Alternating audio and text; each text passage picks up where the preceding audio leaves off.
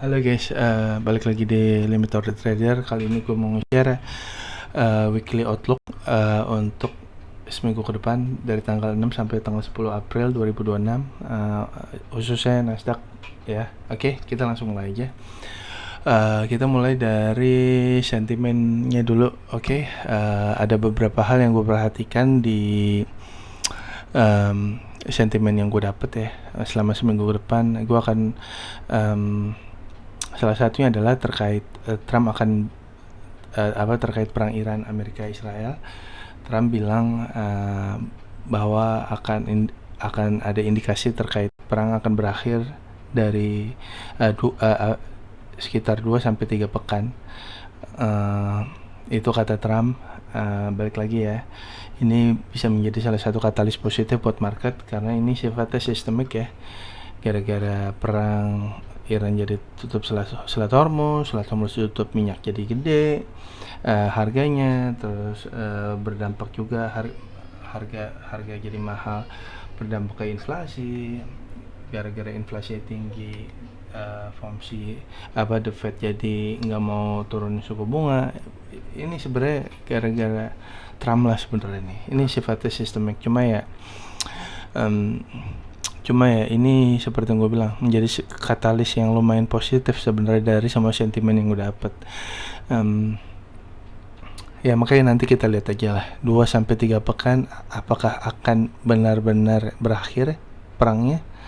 Kalau benar-benar berakhir, wah ini bullish banget sih. Tapi kalau ternyata enggak, ya kita garuk-garuk kepala dulu. Kita garuk-garuk kepala dulu lah gitu, masih beres gitu. Karena seperti yang kita tahu ya, minggu lalu gue denger Trump itu udah ngirim 5.000 pasukan untuk perang darat dengan Iran. Minggu ini Trump bilang akan berakhir 2-3 pekan. Jadi ya seperti yang kalian tahu lah, Trump hari ini ngomong apa, besok ngomong apa, kemarin ngomong apa, besok ngomong apa. Jadi ya agak kurang, sebagai pemimpin agak kurang bisa dipercaya omongannya. Itu dari terkait perang. Kedua itu terkait rate cut dari The Fed yang akan diumumkan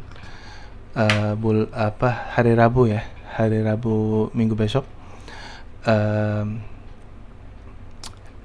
Kurang lebih ya akan ada narasi untuk rate cut sebenarnya. Tapi meskipun dia bilang another Fed rate cut still possible but far from guarantee. Jadi sangat kecil lah, kurang bahasa simpelnya agak sangat kecil lah kemungkinan untuk di rate cut. Jadi ya sebenarnya belum positif amat ya, masih bearish sebenarnya gitu. Terus ketiga adalah terkait inflasi. Balik lagi, data inflasi ini tergantung nanti terkait situasi di Timur Tengah itu akan seperti apa gitu. Karena ya balik lagi,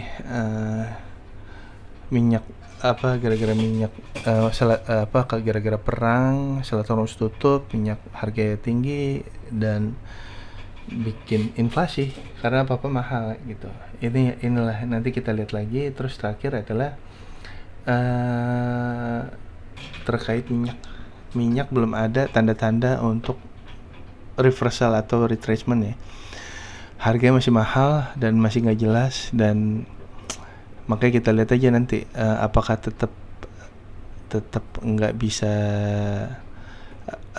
apakah akan segera berakhir perang atau enggak ya, kita lihat aja nanti. Karena balik lagi, harganya kemarin udah sempet turun, sekarang naik lagi gitu karena masih belum jelas gitu. Balik lagi, itu sentimen yang gue dapat untuk minggu depan.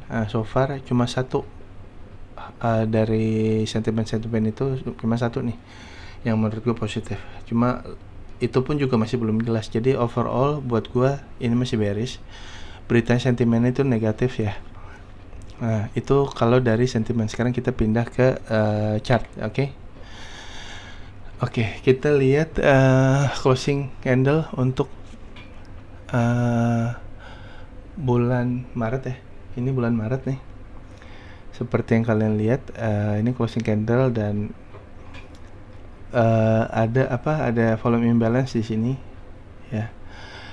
kalaupun overall gue masih bearish ya, tapi kalaupun dia itu bullishnya sampai mana? Sampai volume imbalance ya.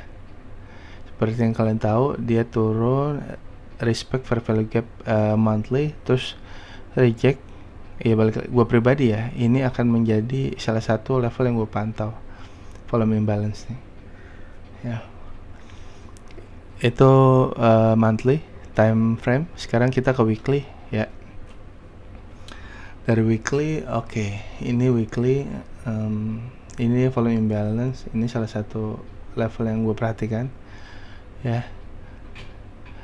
Seperti yang kita tahu, closing weekly ini displace nge-break volume imbalance yang ada di sini. Kalau dia, makanya nih new week opening gap kita sangat tunggu-tunggu dan sangat nanti di hari Senin nanti, apakah akan tercipta new week opening gap ke atas atau ke bawah gitu. Kalau ke atas, gua kayaknya akan melihat volume imbalance ini menjadi target.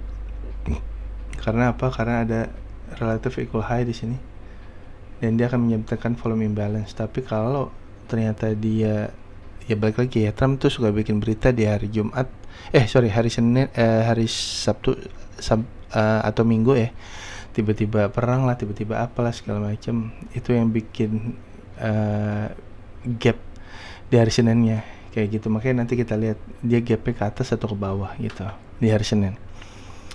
Oke, kita lanjut ke daily ya. Ini time frame daily. Seperti yang kita lihat, ini target level yang gue udah tandain nih, gue kasih mata, udah kena ya gitu. Gue berharap ada rejection kenceng gitu ke bawah, ternyata enggak, ini bertahan. Ini candle hari Kamisnya sempat reject, gue pikir bakal tembus ke bawah, nggak tahu ya enggak, respect di inversion fair value gap, terus naik lagi dan konsolidasi hari closing candle hari Jumat ya. Artinya apa? Artinya ada penguatan dan dia bertahan. Nah ini dia nih, kalau beneran ada new opening gap, gue pengen fair value gap daily ini ke break ke atas, itu untuk bullish. Target gue mana? Ada relative equal high di sini, terus ada relative equal high di sini ya. Nanti kita lihat lagi. Tapi kalau bearish, gue pengen dia itu respect fair value gap dan break inversion fair value gap. Gue akan lihat swing low ini menjadi salah satu yang gue perhatikan. Kalau dia displace ke bawah, gue pengen di sini jadi salah satu target, dan finalnya di sini nih, fair value gap monthly ya. Kita perhatikan aja daily chartnya nanti di hari Senin. Itu dari time frame daily ya. Kita pindah ke news driver buat seminggu ke depan. Seperti yang kita tahu ya, sejak Trump memimpin, tiba-tiba ya di tengah-tengah hari tiba-tiba ada update berita Trump speaking kayak gitu. Nah, itu sebenarnya bikin kocak juga, bikin malas gitu. Kenapa? Karena kalian nggak akan bisa lihat nih jadwalnya Trump mau ngomong kapan aja, tiba-tiba muncul aja gitu. Jadi nanti ya bakal, kalian sebenarnya ini nggak seenak sebelum Trump ya, yang udah fix jadwalnya. Tapi kalau Trump mau ngomong ya, kalian harus rajin-rajin lihat first victory. Kenapa? Karena kalau Trump mau ngomong, siap-siap aja ada konsolidasi ya. Oke. Dalam minggu CPI week ini, gue akan memperhatikan hari Rabu sama hari Jumat ya. FOMC seperti yang kalian tahu biasanya choppy. Gue kayaknya hati-hatilah sama FOMC sebenarnya. Kenapa? Karena Monday, Senin ya, ada PMI ya. Kalau beneran dia itu bikin volatilitas yang oke, hati-hati banget di FOMC. Karena ini sama hal yang udah gue bahas bulan lalu deh, kalau nggak salah, gue lupa, terkait FOMC juga, FOMC week ya. Hari Senin sama Selasa tuh choppy, FOMC-nya lumayan clean. Nah jadi yang kayak gini-gini nih harus hati-hati ya. Kalau ini clean, terus ini clean, FOMC bisa aja choppy. Wah, choppy-nya serem. Terus hari Kamis, ini masih oke. Nah, CPI gua akan melihat hati-hati sama FOMC, sama hati-hati di hari Jumat ya, Rabu dan Jumat ya. Kemungkinan sih kalau nggak ada setup gue males trading juga sih FOMC, makanya lihat aja nanti. Kalau hari Jumatnya ya lihat aja nanti nih, hari Jumat kita lihat lah nanti. Pokoknya hati-hati aja sama FOMC sama CPI. Tergantung nanti price actionnya gimana. Jadi overall gitu aja sih. Sebagai kesimpulan, overall buat gue pribadi gue masih bearish.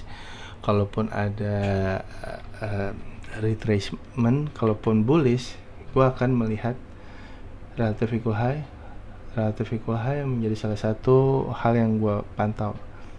Itu pun harus displace, kalau enggak ya, kalau dia hari Senin yang enggak displace, ya gue akan melihat swing low ini sama si fair value gap daily sama swing low ini, kayak gitu. Overall gitu sih guys. Hati-hati sama FOMC sama CPI. Kalau masih mau trade hari Rabu dan Jumat, kurangin kontraknya, kurangin lotnya, ya hati-hati deh, sama hati-hati. Udah gitu aja ya. Gue rasa cukup ya video gue kali ini. Thank you semuanya yang udah dengerin. Gue berharap ada hal yang baik buat kalian trading, atau insight-insight yang menarik dari gue. Kalian mungkin bisa share atau komen, like. Kalaupun ada pertanyaan silahkan komen, nanti gue berusaha jawab kalau gue bisa jawab ya. Oke, gitu aja. Thank you semuanya. Sampai jumpa di video weekly outlook selanjutnya. Bye.